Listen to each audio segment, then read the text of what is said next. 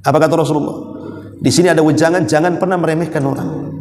Terkadang ada yang zahirnya ahli maksiat, rupanya dia lebih baik dibandingkan kita. Karena kita tidak tahu orang itu punya amalan apa dengan Allah. Boleh jadi walaupun zahirnya maksiat, boleh jadi dia pernah sholat yang kita tidak tahu, pernah berdoa yang kita tidak tahu, pernah sedekah yang kita tidak tahu. Rupanya sholatnya, puasanya, sedekahnya lebih ikhlas dibandingkan kita. Ada rahasia dia dengan Allah yang kita tidak punya. Makanya jangan pernah mencela ahli maksiat, tapi doakan mereka supaya dapat hidayah. Sebagaimana ada seorang pemabuk di zaman Rasul, dicela oleh para sahabat. Kata Rasul, jangan mencela dia, karena dia sangat mencintai Allah dan Rasulnya, yang kalian tidak punya.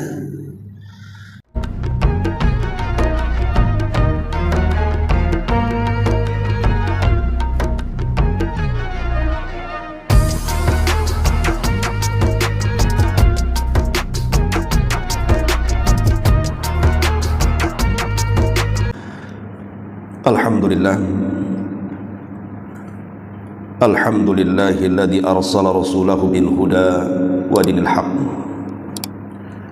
liyudhhirahu 'alad dini kullihi wa kafa billahi syahida wa kafa billahi wakila. Asyhadu an la ilaha illallah wahdahu rabbi la syarika lah wa asyhadu anna Muhammadan 'abduhu wa rasuluhu alladzi la nabiyya ba'dah. Amma ba'd. Jamaah salat subuh yang dimuliakan Allah Subhanahu wa taala. Alhamdulillah di subuh ini kita bisa melaksanakan salat subuh berjamaah, salat yang paling berat dilakukan oleh orang-orang munafik. Dan tak lupa salawat dan juga salam kita hadiahkan kepada Rasul kita Nabi besar Muhammad sallallahu alaihi wa ala alihi wasallam. Pembahasan di pagi hari ini kita akan menjelaskan tentang tanda jelas dari kematian husnul khatimah dan juga kematian su'ul khatimah. Dahulu ada seorang ulama namanya Imran ibn Khittan. Dia ulama dunia, ulama hadis. Banyak dari negeri-negeri datang belajar kepada ulama ini, namanya Imran ibn Khittan. Entah kenapa Imran ibn Khittan ini tertarik dengan seorang wanita, anak daripada pamannya. Masalahnya, keluarga pamannya itu semua beraliran khawarij, aliran menyimpang. Jadi teman-teman daripada Imran ibn Khittan, seorang alim ini, menasihati, jangan menikah dengan gadis itu, karena keluarganya seluruh berpaham sesat. Tetapi Imran ibn Khittan dengan gaya dia mengatakan kepada teman-temannya, tenang saja, kalau aku berhasil menikahi gadis itu, karena memang terkenal kecantikannya, aku akan bawa seluruh keluarganya kepada paham ahli sunnah wal jamaah. Allah takdirkan setelah beberapa waktu menikahlah seorang alim ini, Imran ibn Khittan, yang merupakan ulama dunia di zaman itu, dengan gadis pilihannya, putri daripada pamannya yang berpemahaman sesat itu. Maka setelah kelamaan berumah tangga, subhanallah, yang tadinya niat Imran ibn Khittan itu menarik istri dan keluarganya kembali kepada paham ahli sunnah, justru dia yang kemudian tertarik dengan paham khawarij. Jadilah kemudian dia masuk ke pemahaman khawarij, keluarga daripada istrinya, bahkan jadi pentolannya, bahkan meninggal dalam keadaan memahami paham khawarij, paham yang menyimpang. Inilah bentuk ataupun gambaran su'ul khatimah. Orang yang tadinya istiqomah, ulama besar sekelas Imran ibn Khittan ini, bisa terpengaruh dengan seorang wanita, bahkan bisa kemudian menanggalkan pemahaman ahli sunnahnya dan berpindah kepada khawarij dan mati di atas khawarij. Makanya kenapa Nabi SAW ketika melihat Umar ibn Khattab radhiyallahu anhu membawa lembaran Taurat, apa kata Rasul? Lemparkan itu, wahai Ibn al-Khattab. Apakah engkau sudah bingung, wahai al-Khattab? amutahawikun anta ya ibnal Khattab, apakah engkau sudah bingung wahai Umar? Taraktu fikum alal baydah, kutinggalkan Islam ini terang benerang.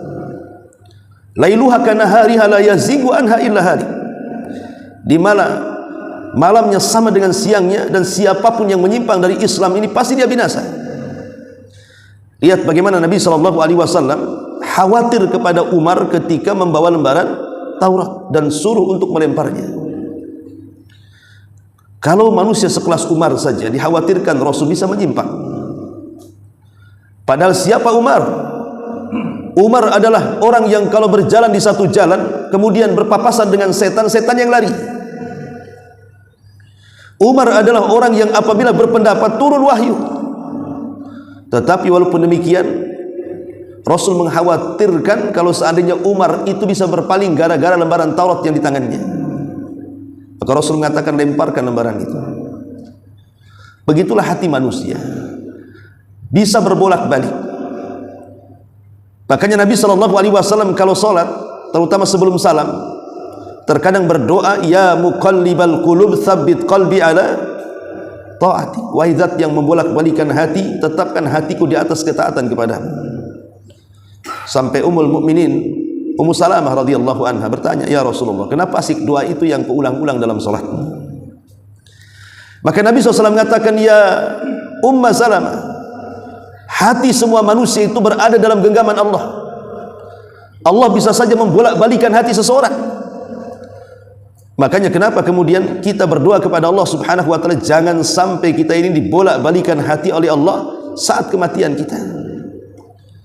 Maka mintalah kepada Allah Subhanahu wa taala supaya kita meninggal di atas husnul khatimah dan tidak di atas su'ul khatimah. Baik, kita masuk kepada materi. Lalu apa tanda-tandanya orang yang mati di atas husnul khatimah itu? Ada 5 tanda yang jelas yang disebutkan para ulama. Yang pertama, bahwa orang meninggal di atas husnul khatimah adalah al-mautu fi syarafiz zamani. Allah takdirkan kematiannya berada di waktu yang sangat mulia, tapi dengan catatan dia orang baik. Kehidupannya istiqamah, melaksanakan kewajiban Allah Subhanahu wa taala, berusaha meninggalkan maksiat. Kemudian Allah pilihkan kematiannya di waktu yang sangat baik. Seperti contohnya, Allah pilihkan kematiannya di hari Jumat atau di malam Jumat. Nabi SAW mengatakan, ma min muslim yamutu yaumal jum'ati aw lailatal jum'ati illa waqahu Allahu fitnatal qabri. Tidaklah seorang muslim, kata Rasul, meninggal di hari Jumat atau di malam Jumat kecuali Allah akan hindarkan dia dari fitnah kubur. Allah hindarkan dari fitnah kubur. Jadi kalau seandainya orang ini terkenal kebaikannya, ketaatannya, kemudian Allah pilihkan kematiannya di hari atau di malam Jumat, maka itu tanda husnul khatimah kepada dia. Ini yang pertama. Walaupun kemudian apa sih alasannya orang yang meninggal di hari atau di malam Jumat ini dikatakan husnul khatimah? Ada sebagian para ulama mengatakan karena hari Jumat itu neraka jahanam tidak terlalu menyala dibandingkan hari-hari yang lainnya. Itu satu pendapat. Pendapat yang lainnya karena di hari Jumat itu adalah sayyidul ayyam, pemimpinnya hari. Dan ada juga mengatakan karena hari Jumat itu hari yang mulia yang Allah pilihkan kepada kaum muslimin. Sebagaimana hari Sabtu Allah pilih, orang Yahudi memilih, kemudian orang-orang Nasrani mengambil hari Ahad, tapi Jumat itu Allah yang memilihkan. Karena itu hari mulia, hari di mana Adam diciptakan, Adam dimasukkan ke dalam sorga, Adam dikeluarkan dari sorga, dan di hari itu pula kiamat dibangkitkan. Yang kedua, Allah Subhanahu wa taala wafatkan dia di bulan Ramadan. Kalau dia orang baik, orang yang taat, orang yang suka menghindar dari maksiat, Allah pilihkan kematiannya di bulan Ramadan. Maka itu juga tanda dari tanda-tanda husnul khatimah, karena meninggal di waktu yang baik. Atau meninggal saat haji di hari Arafah. Kata Nabi SAW, ma min yaumin akthar min an yu'tikallahu fihi abdan minan nar min yaumi Arafah. wa innahu la yadnu thumma yubahi bihimul malaika fayaqulu ma arada haula. Tidaklah satu hari yang lebih banyak Allah memerdekakan hamba-hambanya melebihi hari Arafah. Maka beruntunglah anda yang pernah haji, karena yang bisa wukuf di Arafah itu orang yang haji. Di situ Allah Subhanahu wa taala akan banyak memerdekakan hamba-hambanya dari api neraka. Kalau Allah takdirkan sedang wukuf meninggal dunia dan dia memang hajinya ikhlas karena Allah, maka boleh jadi itu kematian terbaik yang Allah pilihkan. Kenapa? Karena al-mautu fi syarafi az-zamani, kematian di waktu yang mulia. Yang kedua, al-mautu fi syarafil makan. Allah pilihkan kematiannya di tempat yang mulia. Dahulu di zaman Nabi SAW, kondisi kota Madinah itu tidak sebagaimana kondisi Madinah hari ini. Karena di zaman itu Mekah dan Madinah secara ekonomi kalah dengan Yaman dan kalah dengan Syam. Makanya orang-orang Mekah, mereka kemudian berniaga ke Yaman di musim dingin dan ke Yaman di musim panas dan ke Syam di musim dingin. Dari sini digambarkan dalam Al-Quran, li ila fi Quraisyin ila fihim rihlatash syita'i was-sayf. Ada waktu syita dingin, ada sayf panas. Jadi waktu dingin ke Yaman, ke Syam, waktu panas ke Yaman. Lah banyak orang-orang Madinah yang ketika itu ingin hijrah ke Yaman karena ingin memperbaiki kondisi hidupnya. Karena dia di Madinah susah ekonomi masalahnya. Maka Nabi SAW mengingatkan para sahabat dan mengatakan, man istata'a an yamuta bil madinati falyamut biha fa inni ashfa'u liman yamutu biha. Barang siapa yang ingin meninggal di kota Madinah, maka meninggallah di Madinah, karena aku akan berikan syafaat bagi orang yang meninggal di kota Madinah. Karena ketika itu penduduk Madinah banyak yang hijrah ke Yaman masalahnya. Padahal negeri Madinah itu jauh lebih mulia dibandingkan negeri Yaman, itu tanah haram. Maka kalau seandainya ada orang yang ditakdirkan meninggal di tempat ini, maksudnya Madinah Al-Munawwarah, tempat hijrah Rasul, dan dia orang baik, maka Allah Subhanahu wa taala berikan tanda bahwa itulah kematian yang baik bagi dia. Ma'asyiral muslimin yang dimuliakan Allah Subhanahu wa taala, ini yang pertama, kematian di tempat yang baik. Ataupun saat berjihad di jalan Allah Subhanahu wa taala, Allah berikan kematian saat bertempur di medan peperangan, di tempat dia berjihad. Maka Nabi SAW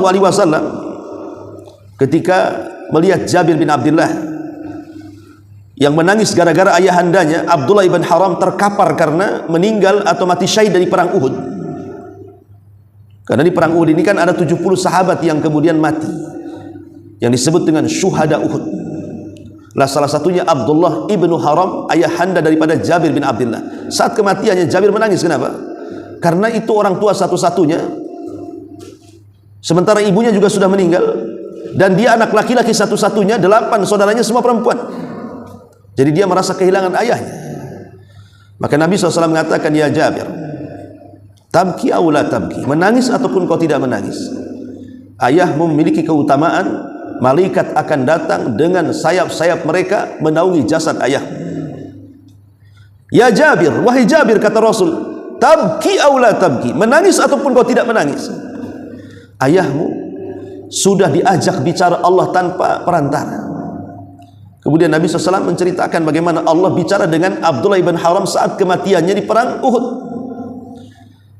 Allah Subhanahu wa taala mendatangi ruhnya, kemudian mengatakan, ya Abdullah tamanna, wahai Abdullah bercita-citalah, kira-kira kalau engkau menghendaki sesuatu katakan. Maka Abdullah ibn Haram mengatakan, ya Rabb, aku tidak hendak bercita-cita apapun kecuali kau kembalikan aku kembali ke dunia, biar aku bisa perang kedua kalinya, dan biar aku bisa mati syahid kedua kalinya. Maka Allah mengatakan, mustahil orang mati hidup lagi. Kalau begitu, kata Abdullah ibn Haram di hadapan Allah, habarkan kondisiku di sisi kepada putraku Jabir dan kepada kaum muslimin. Maka dari sini Allah Subhanahu wa taala turunkan ayat surah Al-Imran ayat 169, wala tahsabanna alladhina qutilu fi sabilillahi amwatan bal ahya inda rabbihim yurzakun farihina bima atahumullahu min fadli wa yastabshiruna billadina lam yalhaqu bihim ila akhiril ayat. Jangan kau kira orang yang mati syahid itu mereka mati, tidak, mereka hidup. Mereka sedang diberikan rizki dan mereka sedang bersenang-senang di sisi Rabbnya. Dari sini kita tahu bahwa orang yang meninggal di tempat mulia peperangan maka menunjukkan dia dianugerahi husnul khatimah. Ini yang kedua. Yang ketiga, al-mautu fi syarafil hali, kematian dalam kondisi terbaik. Jadi pertama kematian di waktu terbaik, kedua kematian di tempat terbaik, dan yang ketiga kematian dalam kondisi terbaik. Dan ini yang menjadi acuan ibrah kematian. Karena ada sebagian ulama mengatakan bahwa kematian itu ibrahnya bukan di mana kita mati, tapi bagaimana caranya kita mati.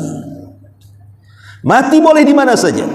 Kita boleh mati di Tanjung Pinang, kalau kita boleh mati di Tanjung Uban, kita bisa mati di Batam atau di tempat-tempat yang lainnya. Ibrah itu bukan di mana kita mati. Di mana kita mati, di mana-mana kita bisa mati. Wa ma tadri nafsum bi ayyi ardin tamut. Jiwa itu tidak tahu di mana dia akan mati. Tapi itu bukan ibrahnya. Ibrah itu bagaimana caranya kita mati. Sul khatimah atau husnul khatimah. Maka kita berharap kepada Allah Subhanahu wa taala supaya cara kita mati itu menunjukkan ada tanda-tanda husnul khatimah. Seperti umpamanya dia meninggal dan dia sanggup mengucapkan kalimat la ilaha illallah. Karena Rasul yang mengatakan man kana akhiru kalamihi la ilaha illallah dakhalal jannah.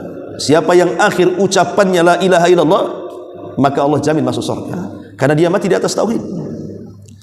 Atau boleh jadi saat kematiannya tiba-tiba dahinya penuh dengan keringat. Padahal di musim dingin. Tiba-tiba dahinya orang yang meninggal ini penuh dengan keringat. Kata Nabi SAW, mautul mu'min bi arakil jabin.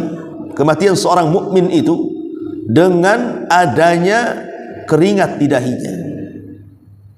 Kenapa orang-orang yang, coba kalau Anda melihat ada orang meninggal, lihat dahinya berkeringat atau tidak. Kalau berkeringat dan dia orang baik, berarti Allah pilihkan kematiannya husnul khatimah. Apa alasannya? Ada yang mengatakan bahwa keringat di dahi itu karena dia menahan sakit yang luar biasa saat kematiannya, sehingga dengan menahan sakitnya itu sampai berkeringat dahinya. Dan boleh jadi ketika dia merasakan sakit yang luar biasa saat kematiannya, rasa sakit itulah yang mengakhiri semua dosa-dosanya. Karena sakit itu peluntur dosa. Itu satu pendapat. Pendapat yang lain bahwa keringat di dahi itu karena perasaan malu saat detik-detik wafatnya. Malu kalau seandainya dia tidak membawa amalan yang banyak di hadapan Allah. Malu kalau seandainya dia kurang beramal untuk Allah, sehingga perasaan malu yang luar biasa itu menjadikan berkeringat di dahinya.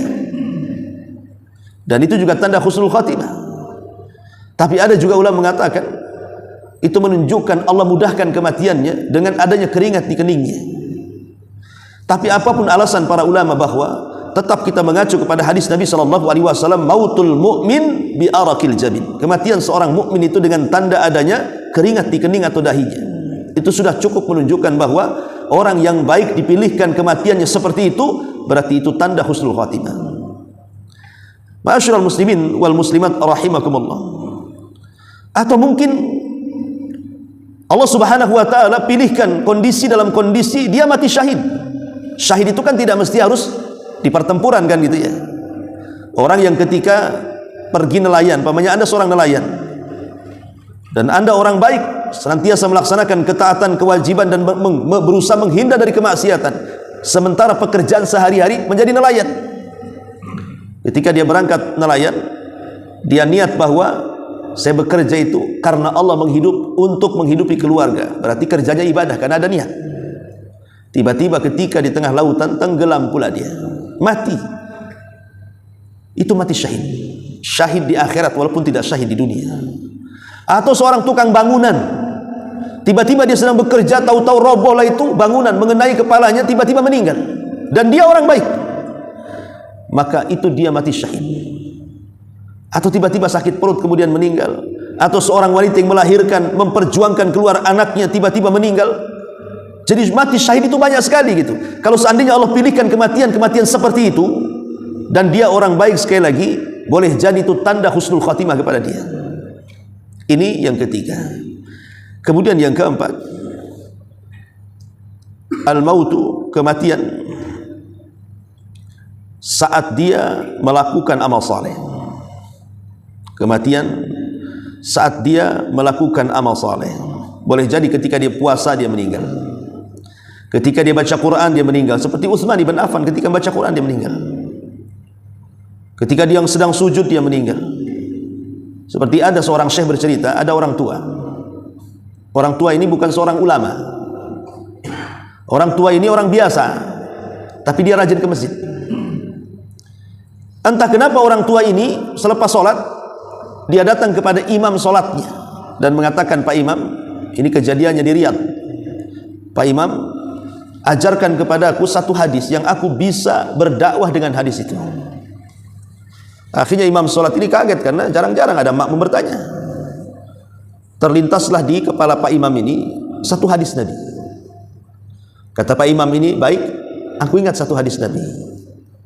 Nabi SAW bersabda, kalimatani khafifatani ala lisani thaqilatani fil mizani habibatani ala rahmani subhanallah wa bihamdihi subhanallahil azim. Dua kalimat yang sangat ringan di lisan namun berat dalam timbangan. Kalau dibaca dicintai Rahman Allah Subhanahu wa taala. Subhanallah wa bihamdihi subhanallahil azim. Subhanallah wa bihamdihi subhanallahil azim. Ya. Jadi akhirnya sang makmum, seorang kakek-kakek ini langsung menghafal hadis itu. Setelah menghafal hadis itu, setiap ketemu orang kakek ini pasti dia bacakan hadis ini. Jadi kalau ketemu orang di jalan, sini. Nabi bersabda, dua kalimat ringan di lisan, dicintai Ar-Rahman, memberatkan timbangan, katakan subhanallah wa bihamdihi subhanallahil azim. Kemudian kakek ini masuk pasar, berteriak di pasar, wahai penduduk pasar. Nabi bersabda, dua kalimat ringan di lisan, berat dalam timbangan, dicintai Ar-Rahman, subhanallah wa bihamdihi subhanallahil azim. Kemudian semua orang yang didatanginya pasti dia akan ngomong begitu. Sampai satu hari sang kakek ini koma, dibawa ke rumah sakit. Di dalam rumah sakit keluarganya cemas-cemas harap karena tidak bangun-bangun dari komanya, karena sudah beberapa hari koma masalahnya. Tiba-tiba kakek ini sadar dari komanya. Yang pertama dipanggil siapa? Dokter. Ya dokter, wahai dokter, di mana kamu, katanya. Maka langsung keluarganya memanggil Pak Dokter. Pak Dokter, kakek kami sudah sembuh, sudah sadar, sudah siuman. Maka sang dokter datang, tiba-tiba tangannya dipegang erat oleh sang kakek dan mengatakan, ya dokter, Nabi bersabda, dua kalimat ringan di lisan, berat dalam timbangan, dicintai Ar-Rahman, subhanallah wa bihamdihi subhanallahil azim. Ketika dia mengucapkan kalimat itu di hadapan dokter, nyawanya melesat, meninggal. Dalam kondisi apa? Mengajarkan kepada dokter zikir yang sangat memberatkan timbangan, subhanallah wa bihamdihi subhanallahil azim. Kemudian dia meninggal saat zikir. Kan enak tuh kalau kita meninggal saat sholat, ketika kita meninggal saat puasa, ketika kita meninggal saat membaca Quran, dan begitu seterusnya. Karena itu tanda dari tanda-tanda husnul khatimah. Dan yang terakhir tentunya, yang kelima,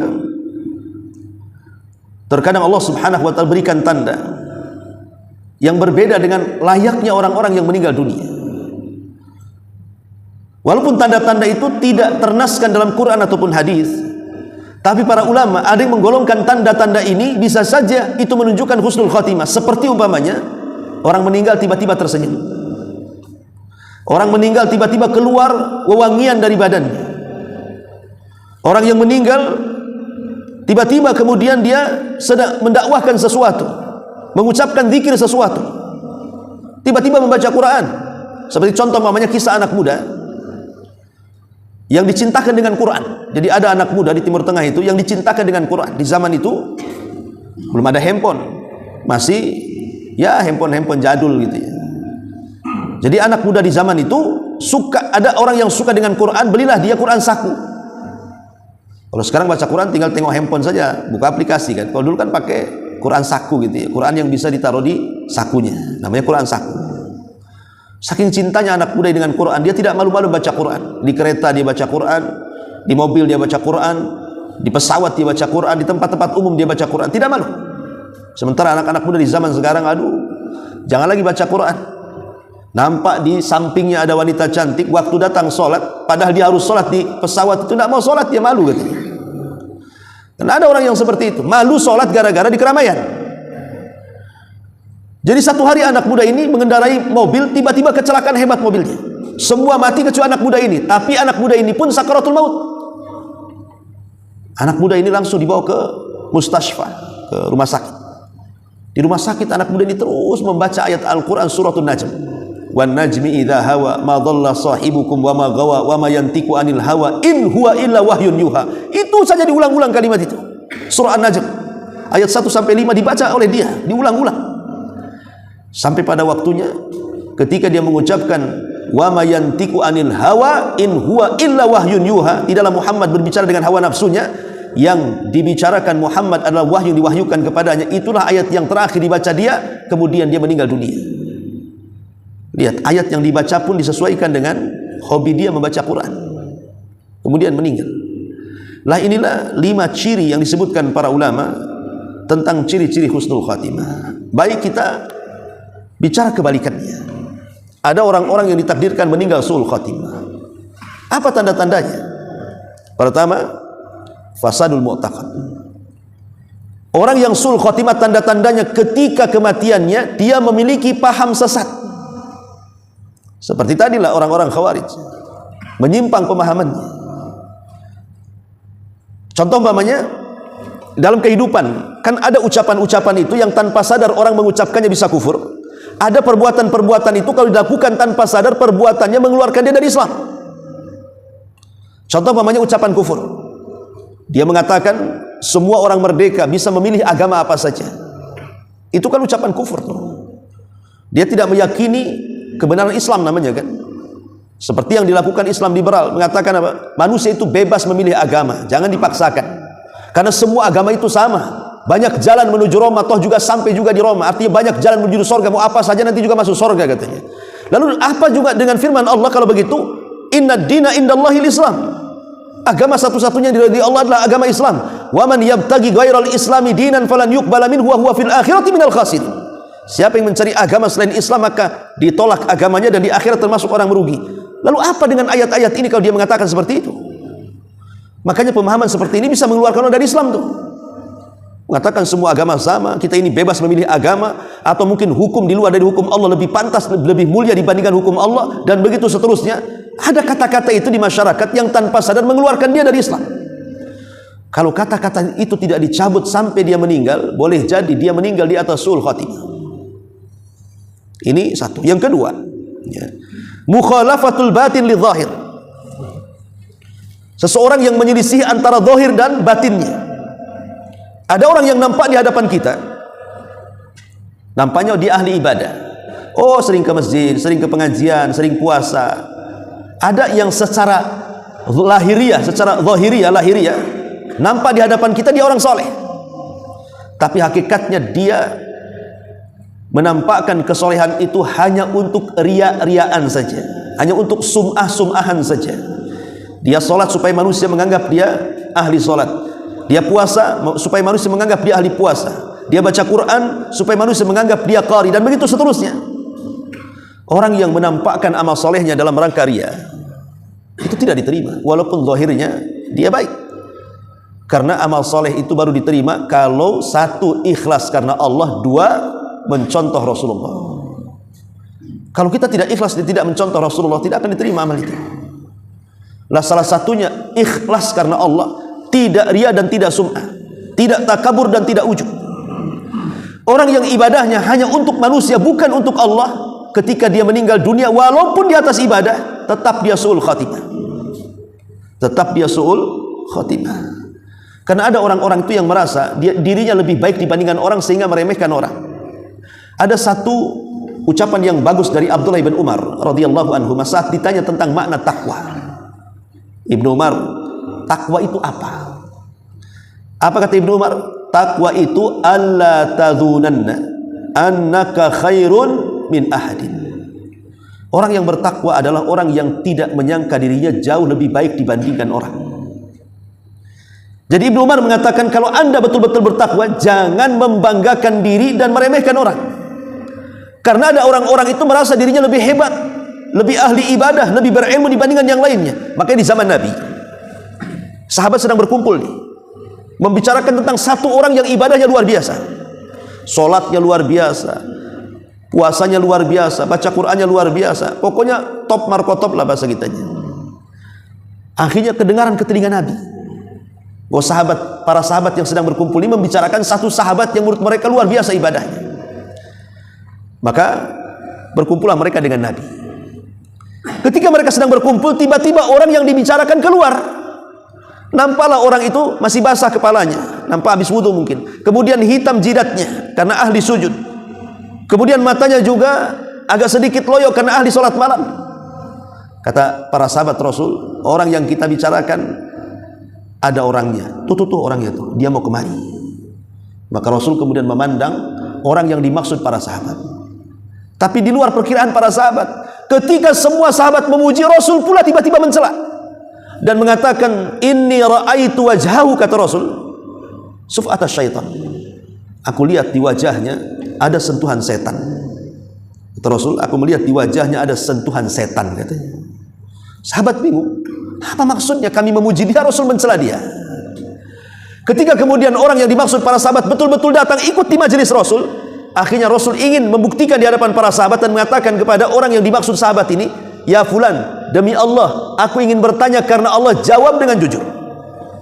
Maka sahabat ini mengatakan, tentu wahai Rasul, apa pertanyaannya? Kata Nabi SAW, wahai fulan, apakah setiap engkau pulang kepada kaummu, pada kabilahmu, engkau merasa bahwa engkau lebih hebat dibandingkan mereka? Maka orang ini mengatakan, iya wahai Rasul. Maka Rasul mengatakan, pantaslah di wajahmu ada sentuhan setan, katanya. Apa kata Rasulullah? Di sini ada wejangan, jangan pernah meremehkan orang. Terkadang ada yang zahirnya ahli maksiat, rupanya dia lebih baik dibandingkan kita. Karena kita tidak tahu orang itu punya amalan apa dengan Allah. Boleh jadi walaupun zahirnya maksiat, boleh jadi dia pernah sholat yang kita tidak tahu, pernah berdoa yang kita tidak tahu, pernah sedekah yang kita tidak tahu. Rupanya sholatnya, puasanya, sedekahnya lebih ikhlas dibandingkan kita. Ada rahasia dia dengan Allah yang kita tidak punya. Makanya jangan pernah mencela ahli maksiat, tapi doakan mereka supaya dapat hidayah. Sebagaimana ada seorang pemabuk di zaman Rasul, dicela oleh para sahabat. Kata Rasul, jangan mencela dia, karena dia sangat mencintai Allah dan Rasulnya, yang kalian tidak punya. Ma'asyiral muslimin yang dimuliakan Allah Subhanahu wa taala. Oleh karena itulah membanggakan diri itu bagian daripada ketidaktakwaan dia. Makanya Khalil Ibrahim alaihi salatu wassalam, nanti pada hari kiamat saat manusia dihadapkan dengan syafaatul udma, meminta syafaat besar, datang kepada Adam, datang kepada Nuh, tapi Adam dan Nuh tidak bisa memberikan syafaat kan? Akhirnya mereka datang kepada Ibrahim. Mereka pun mengatakan dalam hadis yang sahih, ya Ibrahim, anta Khalilur Rahman, katanya. Wah Ibrahim, bukankah engkau adalah kekasih Allah? Tolong kami. Apa kata Ibrahim? Lastu bisahibi dzalik. Aku tidak layak menyandang kalimat Khalilur Rahman, katanya. Ya memang aku kekasih Allah, tapi kekasih setelah kekasih setelah kekasih. Boleh jadi aku kekasih keberapa saya tidak tahu, katanya. Jadi Khalilur Rahman, padahal kita tahu tidak ada satupun Nabi dan Rasul yang disematkan kalimat Khalilur Rahman kecuali Ibrahim.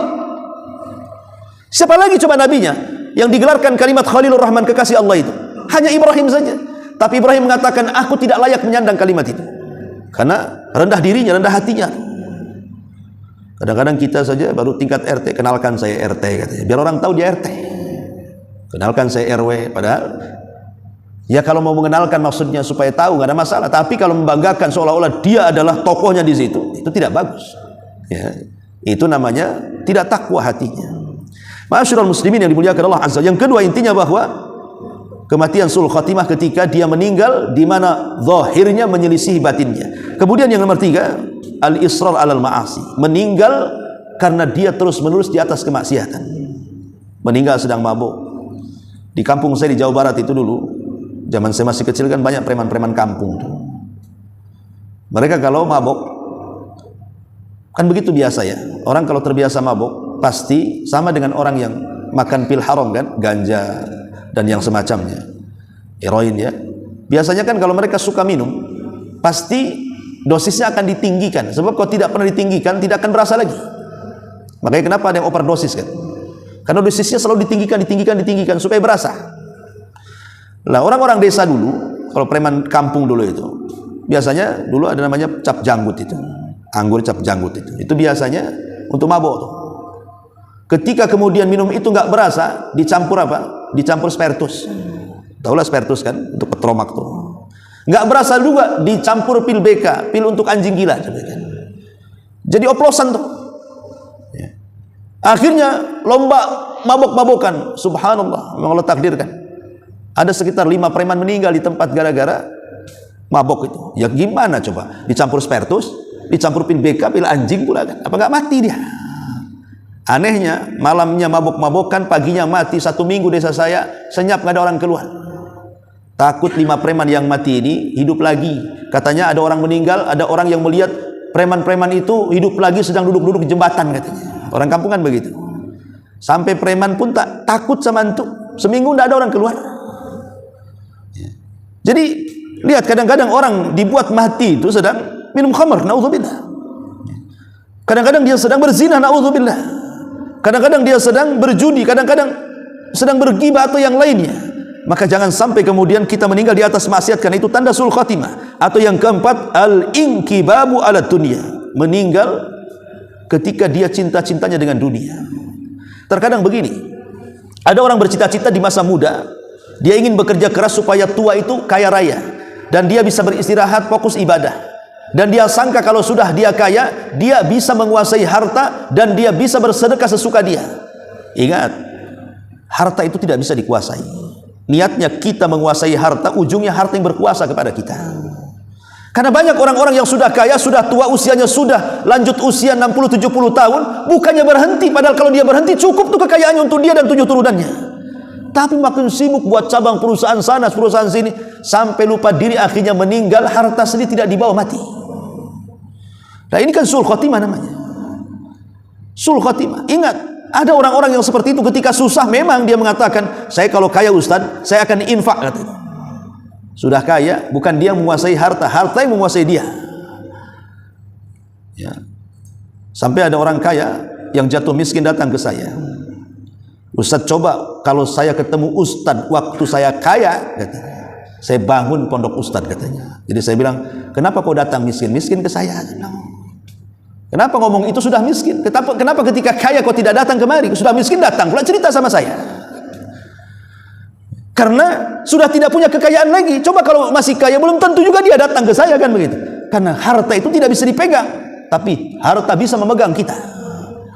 Makanya jangan sampai kemudian meninggal ketika kita cinta-cintanya dengan dunia, karena itu sul khatimah. Kemudian yang kelima, at-taswif bitaubah. At-taswifu bitaubah. Apabila dikatakan kapan kamu tobat, maka lagunya nanti-nanti.